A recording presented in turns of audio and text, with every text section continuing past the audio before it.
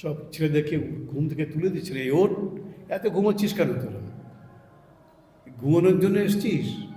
ওঠ, এত যদি ঘুমোস তাহলে ভগবানকে ডাকবি কখন? এটা তার কথা। দেখ, ওকে তুলে দিতেন। ওই ঠাকুরের যে ঘর, যদি কখনো দক্ষিণেশ্বরে গিয়ে থাকেন বা যদি যান, জানবেন ঠাকুরের যে ঘর তার থেকে প্রায় 25-30 হাত দূরে ওই নহবত ঘর আছে।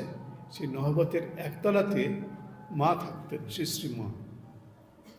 আর মায়ের সঙ্গে ঠাকুরের ভাতিজি, ও দেশে বলে ভাইজি, আপনারা বলেন ভাতিজি, তো ঠাকুরের ভাতিজি লক্ষ্মী দিদি ওখানে থাকতেন, আরও কেউ কেউ হয়তো থাকতেন। তো সেই লক্ষ্মী দিদি মায়ের সঙ্গে শুতেন। আর ঠাকুরের তো রাতে ঘুম নেই, উনি গিয়ে ওখানে ডাকতেন, তোমরা ওঠো, আর কত ঘুমাবে? না, ওদেরকে মধ্যরাত্রে ডাকতেন না, সকালবেলায় ভোরবেলায় ডাকতেন, ওঠো, আর কত ঘুমাবে? তাতে উঠতো না কেউ। তখন করতেন কি, শীতকাল, ওই জল নিয়ে এসে ওই দরজার তলা দিয়ে জলটা ঢেলে দিতেন। তখন লেপ কাঁথায় ভিজে যাবে বলে তখন তারা ঘরে করে শুয়ে পড়তেন। এইসব দুষ্টামিও ঠাকুর করতেন, ভালোর জন্যেই করতেন।